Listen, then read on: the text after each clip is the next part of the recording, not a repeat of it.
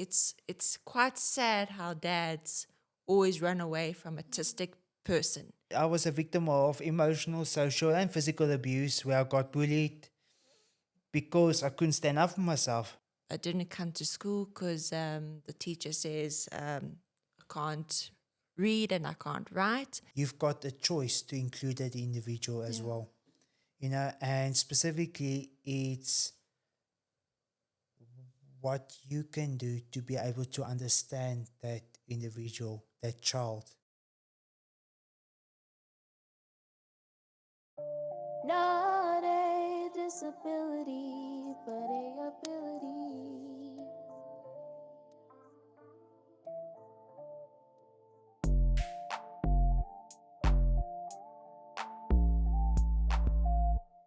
Hi, mummies and daddies. Welcome to Not a Disability but Ability podcast. I'm your host, Bonyewe Liepile, mother of an awesome young boy who has autism. So today, as we know that April is Autism Awareness Month, so we're here to educate, bring awareness, and also advocate for autism. Today, I am joined by a very special couple, which will give us hope and inspiration. I'm joined by the beautiful Mr. and Mrs. Gouws. Please introduce yourselves. Good day. My name is Dr Emile Gouws, and I am the president of the board of directors of ICDL, which is the International Council on Development and Learning. I'm also a international disability activist. I represent South Africa on the United Nations, and more specifically, I'm a postdoctoral fellow at the University of South Africa, and I'm Sammi's husband. Sammi, just introduce yourself. I'm Sammi, special needs and autistic and autism, and I like to I do knitting and I do word searches, and I'm a pattern learner, and I stay home, and yeah, that's what I do. Okay. So, can you guys give me your experience individually in terms of growing up with autism? Like, how did it look like for you? And you also tell me how it looked like for you. Well, if I must start, you see, when you ask that question, you need to consider as well the times that are basically up the period, and basically, and both of us, we grew up in the 1990s where, there was not a lot of awareness when it comes to autism as well. And particularly when you refer to my personal experiences, um, it was very hard, particularly from my parents, because um, there were a lot of judgment towards neurodiversity, neurodivergence. As you specifically might have heard, when you look particularly at the autism spectrum, I was non-speaking to the age of 15. There was general frustration in my behavior growing up. Um, there were a lot of anxiety, a lot of stresses. And it was actually a pre-primary school educator that noticed that I portrayed ASD tendencies. Okay. And the characteristics that I gave you is specifically, some of the things that I struggled with, especially in an overwhelming sensory environment. And there were a lot of judgment, discrimination, especially in my early primary school years. I remember specifically there was a school teacher when I was in grade 2. For our international viewers, that is the age between the age of 7 and 8, if I'm not mistaken. But there was a school teacher that tied my hands up because I stumped in class, and I made use of my hands. Yeah. And that was her response to modify my behavior, which was, if we look back now, it's totally unacceptable. But I was a victim of emotional, social, and physical abuse where I got bullied because I couldn't stand up for myself because I was completely muted, and throughout the years, I received a lot of academic support from from my late mother, and yeah, it was difficult, and I got placed into a remedial school, and that is where my process started. But early intervention started, and it was a very, very, very long journey. And I always say that when you look particularly at when you've got a young child, you need to make your support base strong. Um, and as a mother, and especially as a parent, and specifically when you look particularly at my university years, that is where uh, I got a lot of discrimination as well from society based on from the university society, based on the fact that although I coped well, there was still a lot of judgment because there was a lack of understanding towards me. And although I basically got a BA degree, honors, I did my master's degree, and now um, I graduated my PhD, now postdoctoral fellow. But it was extremely difficult when you look particularly at society's perceptions, and I think that's why we advocate. Yeah. And when you look particularly at why myself and Sammy came together, is because we both felt that we need to meet each other, specifically at different stages in their life. And it's quite funny how the discrimination and the victimization followed me throughout the years, due to the judgment that I experienced from different parts of society, and especially at the university environment. And at a breaking point, which I experienced in a specific time period, I met, Sammy, as well as my mother figure, my carer, and my mother-in-law, Malkim. And that is where my journey started, and it went full cycle. The loneliness, the discrimination, the regret that one feels, and by having someone that understands you, and how we accommodate each other, that is the most brilliant part of our relationship. That is so beautiful. That is very beautiful. Sammi, can you tell us about your journey growing up with autism? And I understand you're not only autistic. So can you also fill us in on that also? I'm autistic and autism, and I am also a pattern learner, and I can't read and I can't write, but I do like word searches and patterns and diamond paintings, and yeah, I'll do all that stuff. And I didn't come to school because the teacher says I can't read and I can't write. So she says, no, I can't. I just have to get out the classroom. And I just came to the office and I phoned our mom and say, Mom, take me home. And our mom started a homeschool and made her own school. So would you say that what were your biggest challenges growing up that you faced? Besides the teachers telling you that you need to get out of class, was there any other challenges that you faced besides the school environment? What do you want to do? The reading?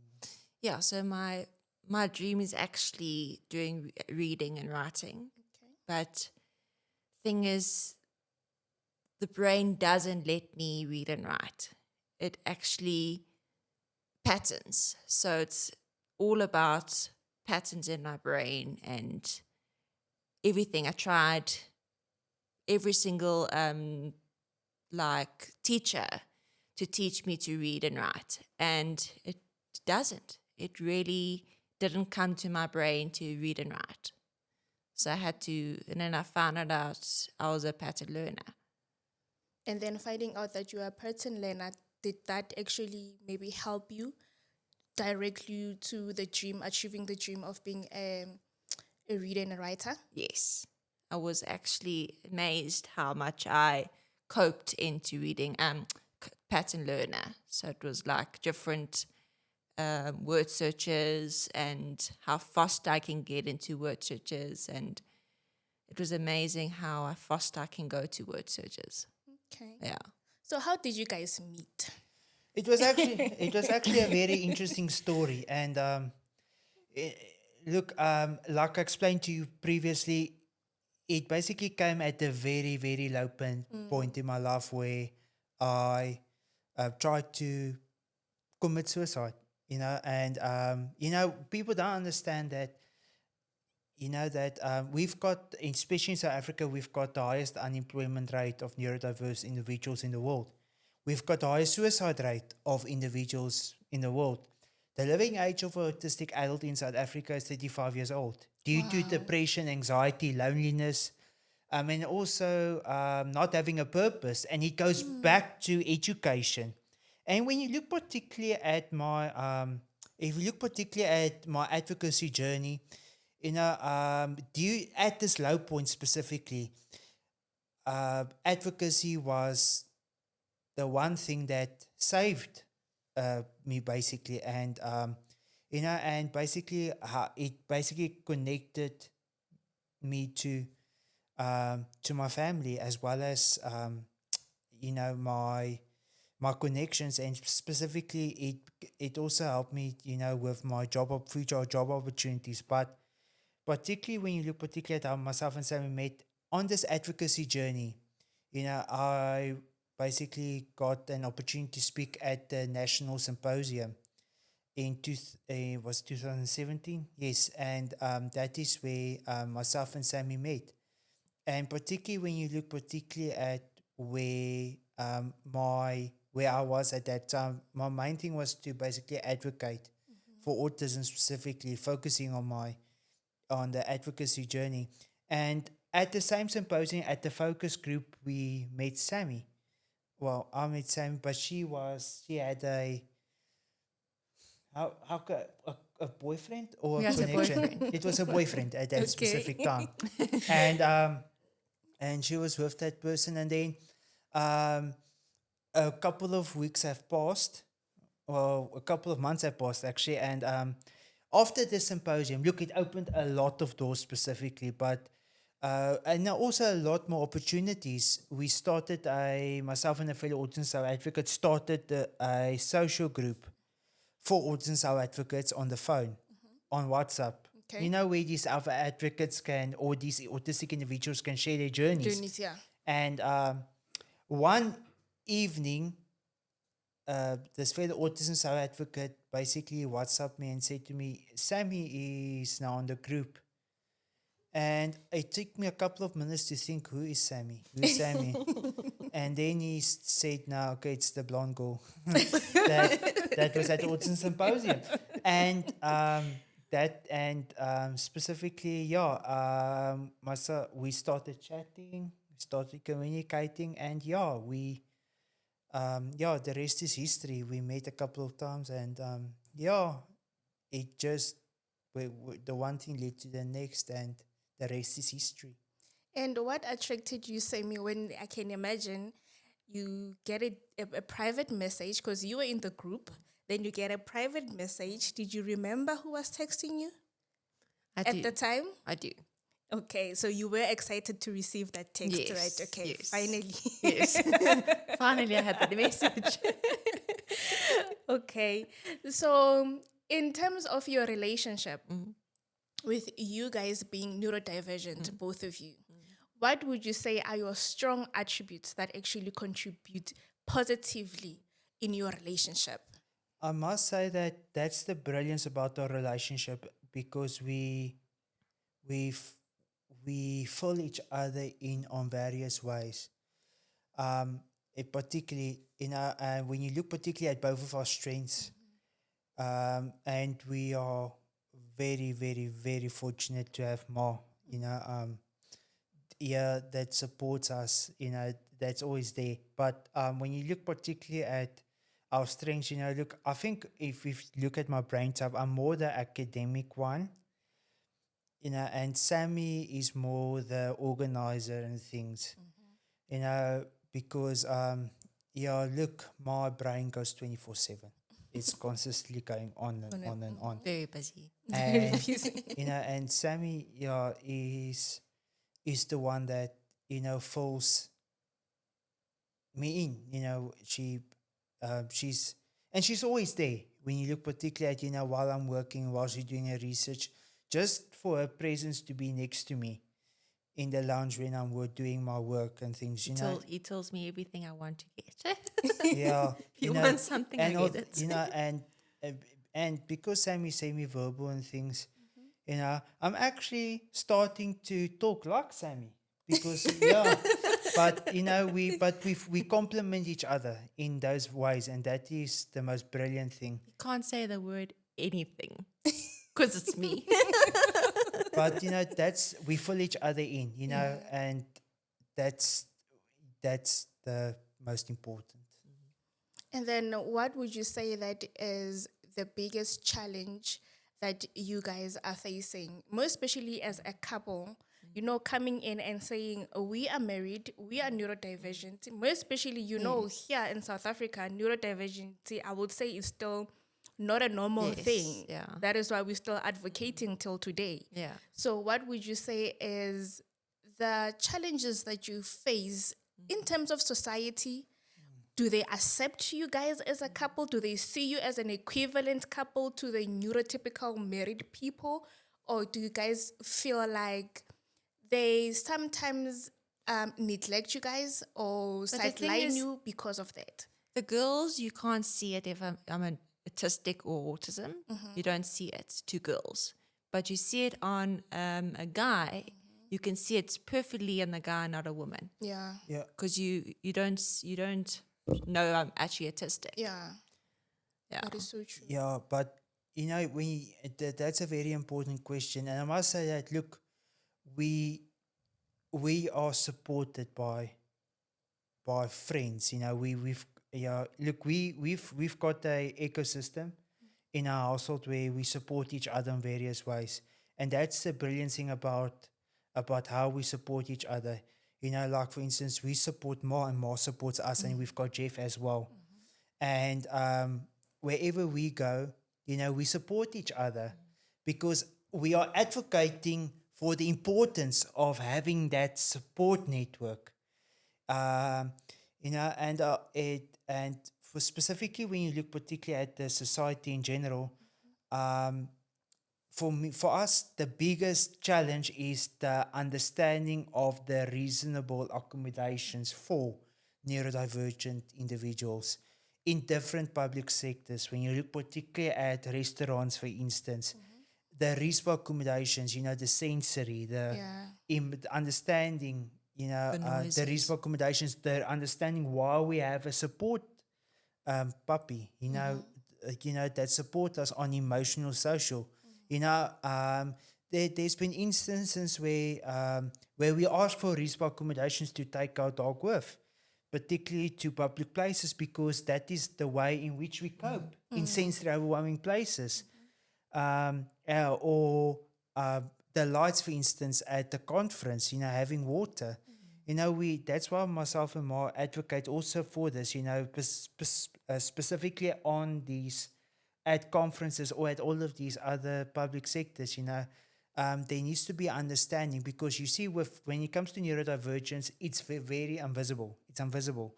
When you look particularly at, I always say that you tend to accommodate what you see visibly. Yeah. But what you can't see, you don't understand. And the biggest challenge that we have currently in our society is the lack of general education. Educating on the different unique strengths and the abilities of the individual, but also the different challenges.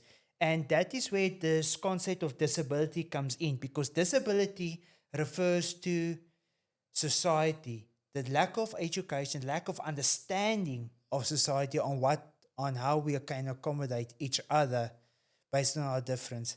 And that is where the biggest challenge comes in. And when you look particularly in South Africa, we've got a big job, because number one, there's a lack of research. Okay. Number two, our socioeconomic circumstances are totally different from the global north. And, you know, and that goes down to basic accessible needs, understanding. And we can bring in politics as well, because our politicians, do not understand the specific needs of these individuals. And that's why we are fighting for this on a high political level, to make sure that these individuals' voices or neurodivergent voices are being heard, not only on policy level, but also on advocacy level as well. Your previous podcast, you interviewed a non-speaking autistic individual. And my biggest dream for this field, especially in this field of autism awareness, on Autism Awareness Day, is that they will have a non-speaking autistic individual that will address the media.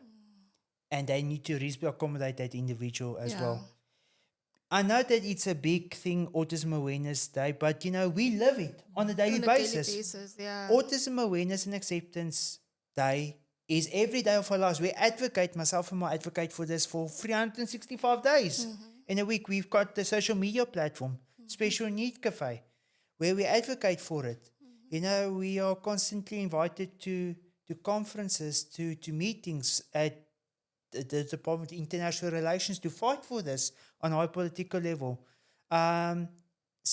It's there's a big gap in our society as well. But that's why we advocate on different avenues. That's true. So, Sammi, you raised a very important point when you said that it's really hard for people to notice girls Yes. that they are autistic than the boys. Yes. So, when did you get your diagnosis? At what age did you get your diagnosis, if you can remember? 8. 8. Yeah. And then getting the diagnosis, did it maybe make sense? I think, correct me if I'm wrong, growing up, you can tell that I'm different. Yeah. According to society and everything, you can tell that I'm different, but I Yes. don't know what name to put. Yes. So getting the diagnosis that you have this condition called autism, Yes. did it now fulfill that gap of I don't know what's wrong with me? Yes. So receiving the diagnosis actually made sense to you. Yes. Yeah. How do you feel being alexic? You know what? I feel nothing about it. Like, I feel I am autistic and I am an autism. I don't feel different. Yeah. Yeah, so Yeah. this is just an example of what we're advocating for. And as you noticed, with myself and Sammi,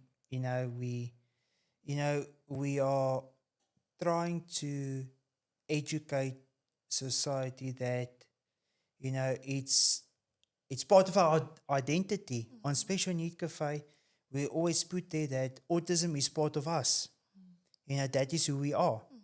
And you can't change who you are. True. And that is where the acceptance comes in. You're born like Because Yeah. once you accept who you are, you basically know, you understand your challenges, you understand your strengths, and you can be able to live with it and also, cope with it. And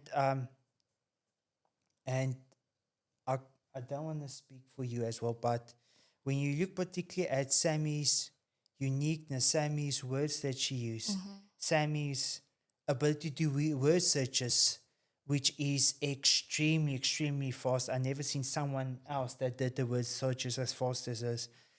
But that's part of who she is. Yeah. And there's no one else Yeah. like Sammi. True. And we accept our identity as Sammi. Yeah. And in terms of you, Emile, you did say that when you were born in that era, diagnosis wasn't there. So at what age did you receive your diagnosis?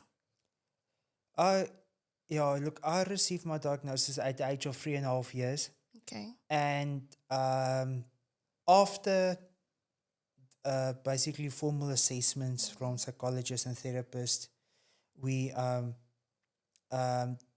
what my occupational therapist, which is at that time also a floor time practitioner, Okay.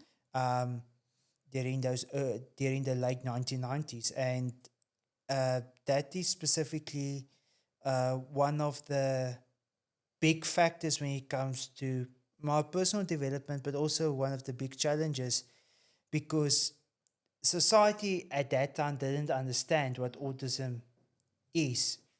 You know, they used to classify autism, and this is referring to literature, as based on a medical model.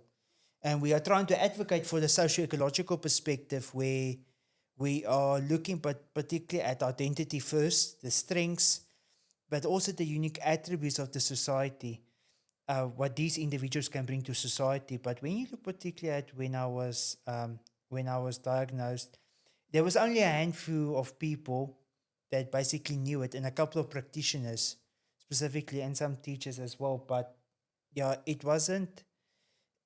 I think people also tend not to disclose based on fear of discrimination, victimization. You know, and that is where different cultures, different traditions comes in, especially on the African continent, because we've got a lot of traditions, and you know, in Africa specifically, we've got filicide, infanticide, where uh, parents are basically killing their children in countries like Rwanda, and Uganda, because of this whole perception, you know, and that's reality.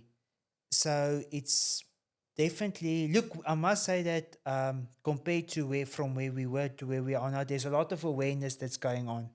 We've got a lot of um, organizations that is at self-advocacy. There's a lot of schools. There's a lot of parents like yourself that are doing advocacy.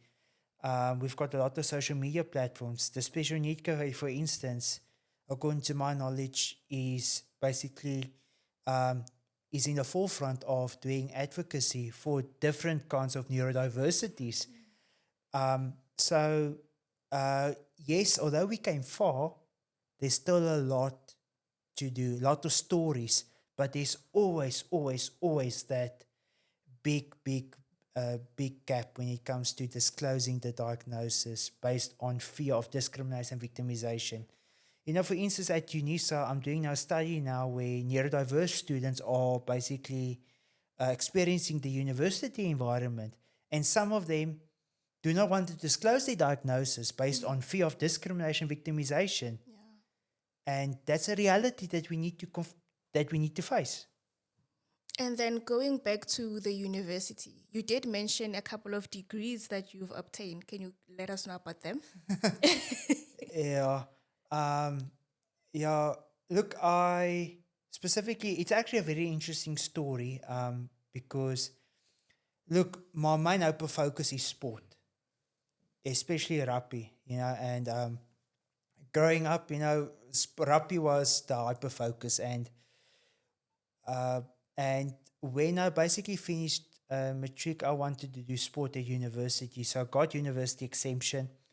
And on my first day of university, there was actually a lecturer that on my first day told me that I'm not allowed to do sport because I disclosed my autism diagnosis, Okay. quite frankly. But I basically, on this day, although it was the biggest disappointment, I went to the university psychologist and we changed my degree where I started studying psychology, but also more specifically, I wanted to learn more about why am I different? Okay. Why do I struggle with specific things? And so I basically went to normal education, studied normal intermediate phase education, a BA degree. And then I started to specialize more in neurodiversity, learning support, learning about different kinds of neurodiversities, not in depth though. And I finished my honors in 1 year and then went to my master's degree, which is 2 years. And then, I basically did the self-study, which is an autoethnography in my master's, and then PhD. Took 3 years. So, learning was continuous, but you see, academia was the one thing that, that kept me, I won't say kept me occupied, but that was the one thing which I felt that I could succeed in. Although it was very difficult, yes, it was hard, but that continuous support. And yeah, that was the main satisfaction. So yeah, that was, I think academia was one of the things that helped me to cope. And and eventually that filled up my self-advocacy, academia, because I always say that I talk on different avenues. Self-advocate, disability activist, academic. Yeah, and also I was a specialist teacher as well before I became a researcher. So I speak on those different avenues. Yeah. But if it wasn't for the academia and the self-advocacy, I would not be here today talking to you. I would not be here having Sammi next to me. You're always referring to support. Every statement you say, you always go back to support. How important is it for neurodivergent people to actually have a full circle support? Yes, and that comes back to the big misconceptions that neurodiversity is lifelong, neurodivergence is lifelong, autism is lifelong. And I mentioned earlier that when we speak at conferences, we always emphasize that parents need to support. They need to make their support base strong, because the journey is long. It's a hard journey. There will be times where you feel that you will take a couple of steps and you will take 10 steps back. It's normal. And that's part of the autism diagnosis. But on different avenues, having an occupational therapist supporting your child when your child is diagnosed, a speech therapist, having that support network, a school educator, we always call it the community of practice, because having that support network is key in order to success. And throughout the years, as the child grows older, they might have challenges when it comes to being independent, but having that support network is key. Okay. Sammi, do you have any advice or anything that you want to say, the last thing that you want to say to parents raising kids who are on a spectrum, or even to advocate and speak on behalf of someone who is actually neurodivergent? When you're autistic, you always lose your dad into when our mom's divorced, and it's quite sad how dads always run away from autistic person. It's not fair for autistic person to lose your dad into how much you love your dad and how much you support your dad. But the most thing is, I've always supported my mother and I always love my mother. And she's always with me every single day of my life. But the thing is, why I don't get addicted with my dad, it's just because he doesn't understand what I feel into autistic. Like, he doesn't know a meltdown. He doesn't know how I feel into a meltdown. And that's how he runs away. He doesn't care what a dad person is about having a meltdown. And that's just not fair. It's not fair for a dad to just run around and say, you're autistic, but you can also run away. That's how I've always had a problem with my dad. And that comes down to research as well. We know that we've got high suicide. I said we have got high suicide rate, but we also have the highest divorce rate of also because one parent is attached to themselves, and it's quite relevant, and it's been proven statistically. But I think our advice would be is yet again to make your support base strong as a parent, but also for self-advocacy perspective, basically accept yourself who you are. And we live now in a society where there's a lot of research, there's a lot of support. Start advocating, social media, there's different platforms, social media, there's different groups that you can join. We are now in a much better place than we were. But make your support base strong and accept yourself who you are. Yeah. Thank you so much. Thank you, Sammi. I think our time is up. And now I'm just going to please welcome Dr. Jeff into the seat. Thank you. Hi, sir. How are you? Good. How are you? I'm good. Thank you. Can you just please, for the viewers that just joined in, please do introduce yourself and give us a little bit of a background of who you are? So I am Dr. Jeffrey Gunzel. I am a mental health and developmental counselor. I've been doing that for over 30 years, but I've been in more leadership roles over the last 20 years and currently the Chief Executive Officer or Executive Director of the International Council on Development and Learning. And little Betty told me that you actually come all the way from the USA. Yes. You came here to visit us here in South Africa. What brings you here in South Africa? Wonderful. And wonderful. We've done so much work internationally, and we have many professionals and parents that have engaged with us as an organization from South Africa. And it's been a long time coming for me to come visit and meet some people directly face to face. So it's wonderful. And I understand that Emile here is a chairperson of one of the things that you found. You are a founder of the FLOORTIME, is it therapy?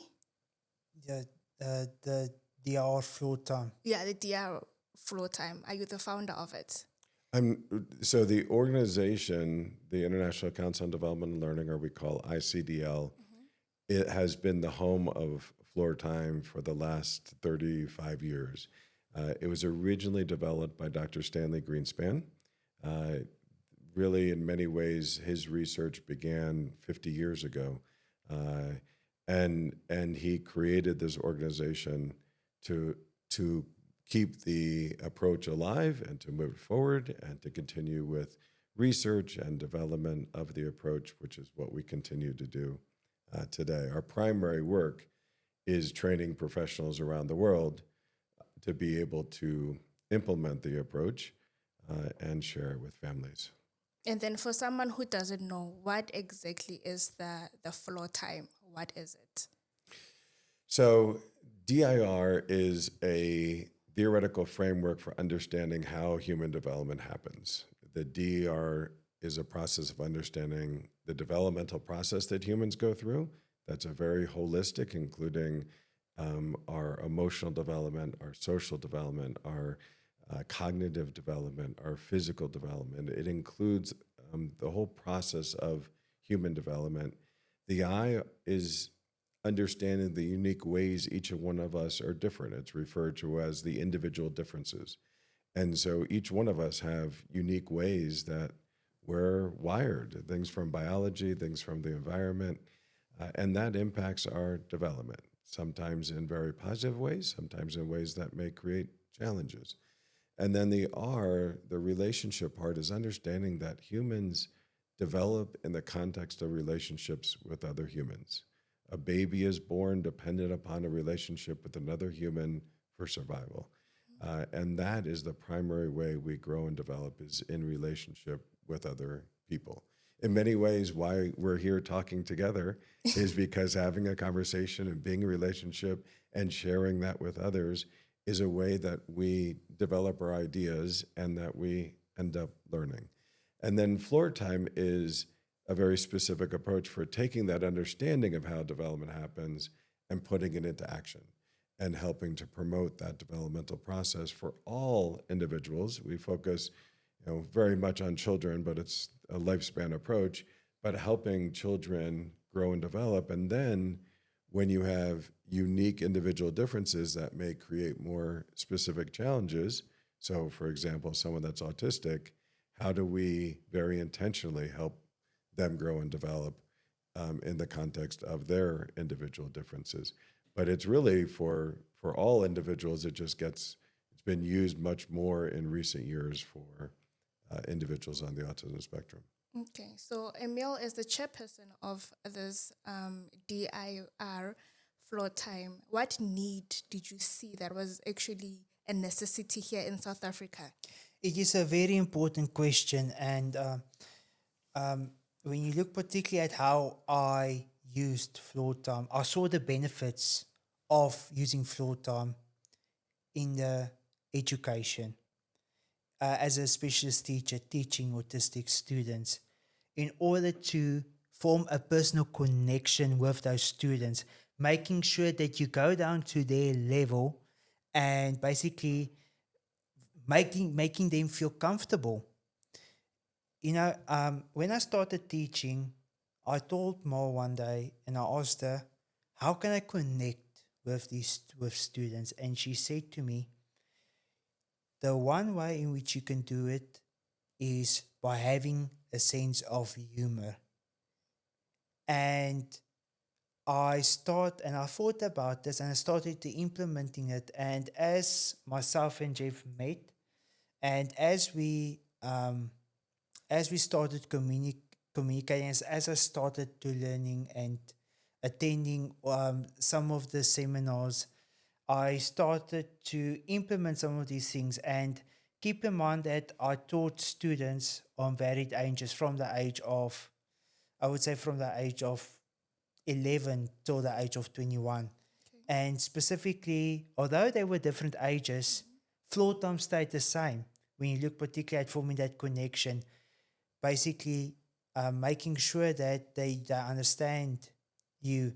And I saw the benefits of it when I was scribing for a student exams, a non-speaking student, a student that was on your show previously, where I needed to form that connection with that student. And what I did was I basically went down to her level and I made her feel comfortable. I made sure that she basically understood me. My body language was still. I basically made sure that there was an expression on my face which made her feel comfortable. And I always checked in with her on a regular basis. And although it was totally a very unique perspective, but it helped that student to cope because I basically understood her personality, and I formed a connection with her on a totally different way. With floor time, for instance, you basically, I see this with my nephew as well, in which we play with trucks on the floor and we form that connection. But with an older student, you do the same thing, but in a totally different way, where you basically form the connection, you're making eye contact, your body language is still. You do not show any form of anxiety. You stay cool, calm, and collected. And that is how I saw benefits. And when you look particularly at, the different things in society, especially with my nephew as well, we are implementing floor time, and forming that connection. And the brilliance and the way in which that student or that individual and that child develops, and the connection that they form with you is something remarkable. So, Dr. Jeff, what would you say that it's the key objection of floor time? What is it that actually is the key objection of doing floor time? So I have to say, I love the way Emile described connecting with the person where they are at. Yeah. The name floor time, I think, can be a little confusing for people because it's not necessarily about getting on the floor. It is about meeting the person in a whole body way. So with a child, it's I'm willing to get on the floor with you and be with you in the moment and share that space with you. With an older child or an adult, it's not necessarily on the floor, but it's that same messaging of I'm with you and I want to understand you. And there is no better feeling than the feeling of being understood. And when that person feels understood, everything starts to open up. And so the key objective of floor time really is to help human development progress. And so we don't think of it as correcting or normalizing a person and saying, you're doing this wrong and we want to change this. Even though at times, if there are challenges in behaviors, we can end up seeing those things get better because our goal is to help the person develop as a person. So help them be able to have a deeper capacity for self-regulation, where they can be a part of a group and interaction without having a meltdown as quickly or be feeling distressed, that they can communicate in whatever way they're going to communicate. And that can vary greatly for humans across the board, but definitely for autistic individuals, but help support that rich communication by being in communication, not by necessarily teaching communication skills, but by being in communication and engaging in that communication. And we're clearly, as therapists, and as parents, we're being much more intentional about what we're doing when we have a child that has developmental differences that need additional support. But it's things that we really are doing for all of our children and good for all of our children. It's just that we may be being a little bit more intentional. But it's all about supporting that human developmental process and things like thinking and reasoning and Emile going to university and engaging in the academics and being able to do all of those things really comes from a foundational place of developing as a human. If you develop these core capacities of human development in a solid way, in many ways, the things that we learn, I often think the things we learn from the top down, we develop like growing as a tree, or we develop from the bottom up. Things from the top down to become much easier to change and adjust and learn when you've developed solid from the bottom up. And that's really the primary focus of floor time, is helping that human developmental process. Okay. And then now let's just say we're being practical. Here is a child who is 6 years old, nonverbal, autistic. How will floor time look like? So a child that's 16 years old? 6. 6. Yes. Let's say Okay. there's a kid who is 6, nonverbal, autistic. So how will floor time look like for him? So there's two things that typically happen. There's typically a therapist, like Emile talked about having his OT, that will work directly with the child and get in these really engaging interactions, generally very joyful and playful, and engaging and working on these developmental capacities. But then a big part of it is coaching the parents. We want the parent of that 6-year-old to have joy with their child, to connect and have fun, and realize in that joy of the interaction, they can do so many things to help their child grow and develop. I think oftentimes parents of a 6-year-old on the autism spectrum feel so much pressure that they must try to figure out how to get their child to do everything other children are doing, and they get pressure from society of your child doesn't look normal, and that pressure can be detrimental. And we really want parents to find that joy, because in that relationship, when we can get that relationship, what Dr. Greenspan would say, get that relationship cooking, get that going, then we can help the parent find ways to help that developmental process move forward, and oftentimes discover the uniqueness of the child that's right in front of them. So does it mean that if the parents get properly trained, there won't be a need of a therapist, or is there always a need for the therapist to be there? So one of the nice things about floor time from almost think of it as a healthcare deployment perspective, you don't need as much professional support because we rely on the power of the secure attached relationships in people's lives. And for children, it's their parents, grandparents, whoever are the key people taking care of them. And so we rely on that a lot, not because of economics, but because they're the ones that are the experts in their child, and they're the ones that really can mobilize that child's brain in ways that a professional oftentimes will not be able to, because the parent has that secure attached relationship. It's a safe relationship, and there's so many wonderful things that can be a part of that. So the centerpiece is to coach the parents.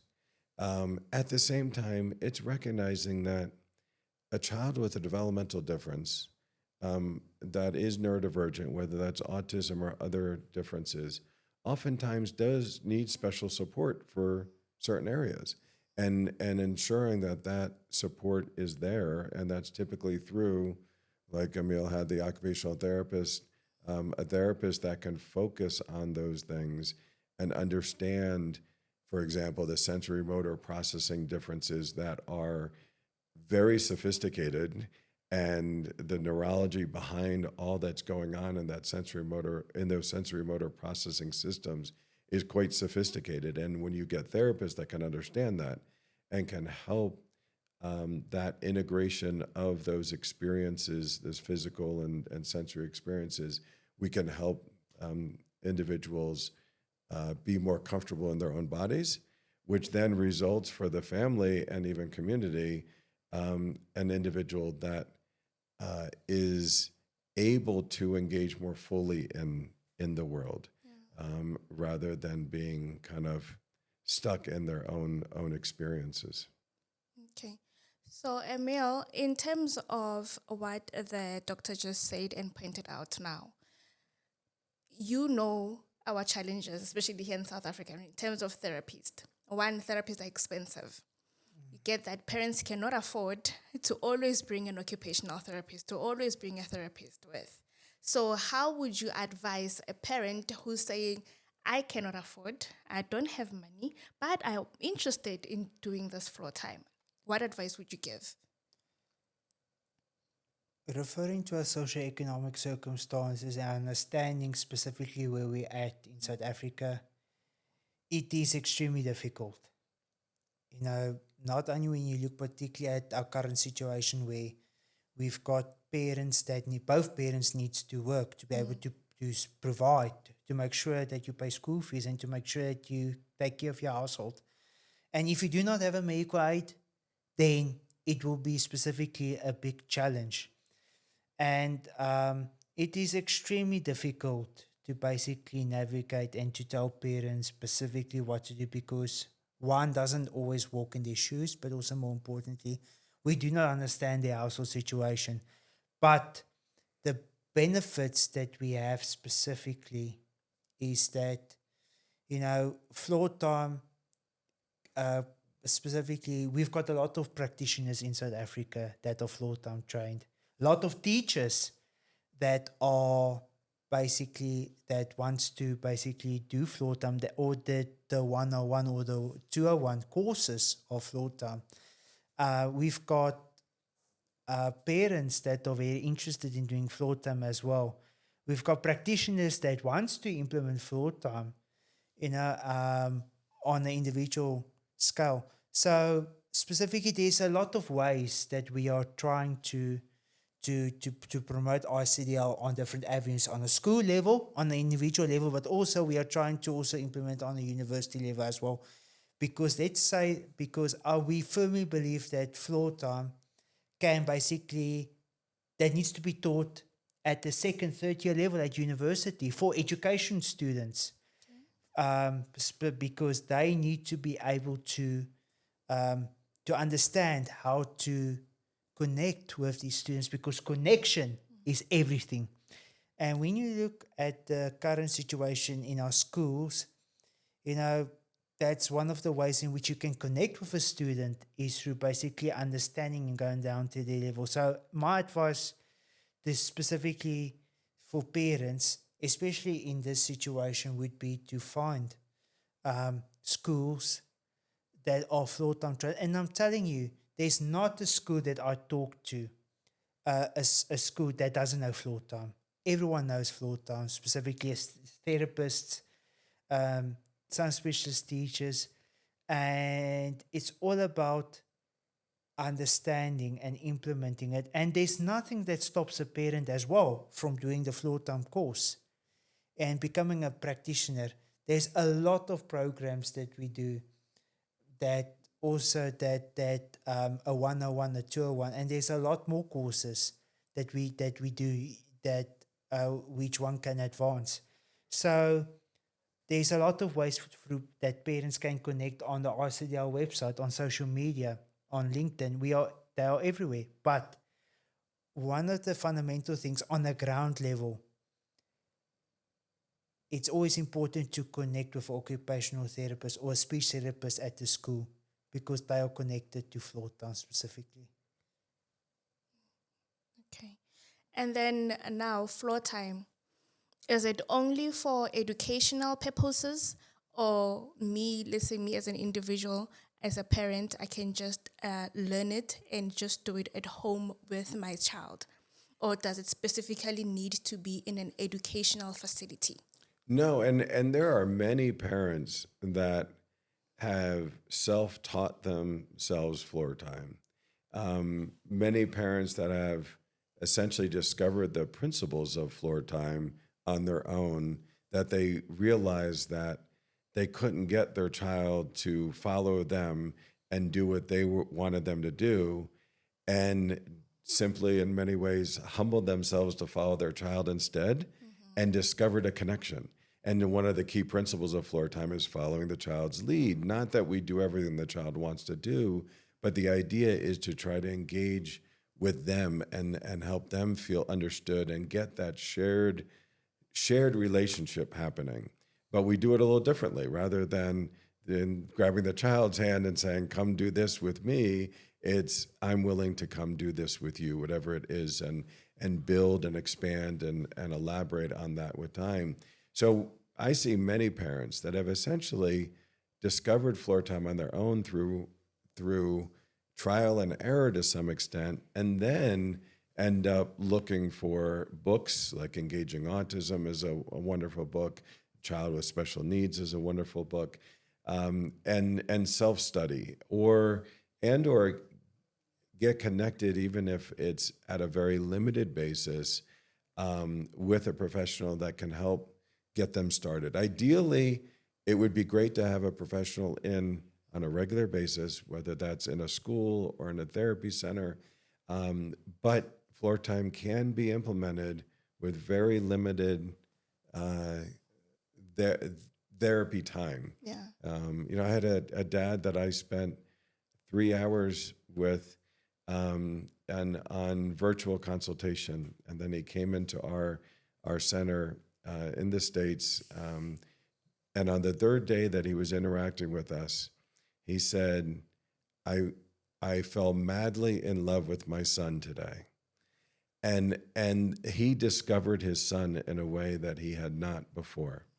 And now he's got the key tools to run with this. And I think he won't need, he and his wife both, but for him, he needed to discover his son. He needed to connect with the son that was right in front of him. In some respects, different than what he thought, what he thought when he was having a child. Yeah. And now the two of them are able to do so much for their own child without necessarily a lot of professional support. And that happened over a very short amount of interaction with a professional. It's just helping, in some respects, giving permission to parents to be parents, not to be therapists, but just to lean into the joy of the relationship and all that happens in the joy of the relationship. Oh, I love that. I love it so much. I'm definitely going to take the course for myself. So now we're only left with my 1 minute. Anything that you want to say in closure, Emile? No, thank you so much for this opportunity. And it's not complicated. It's not complicated at all. I always say that, exclusion is a choice. as well. You've got a choice to include that individual as well. And specifically, it's what you can do to be able to understand that individual, that child, and to be able to form that connection with that child on the different avenues. I found that specifically when I taught students that are neurodiverse, I specifically talked about their interests, and I started off with that. It was all about body language. It was all about how you approach them, making eye contact. When you take all of that things into consideration, the sensory challenges, you will find the beauty and the brilliance behind that individual, and connection is key. Historically, many people have approached autistic people as people that need to be fixed, that need to be changed. And we need to, as a society around the world, change that and have it be that it's all about just helping them grow and develop in the context of who they are. And when we do that and we do it well, we can discover incredible humans, much like Emile and Sammi. Thank you. Thank you so much for honoring the invite. This was a very educational and eye-opening episode. Thank you guys so much. Thank you, Sammi, for joining. So that is it for me today. Until next time, cheers, bye.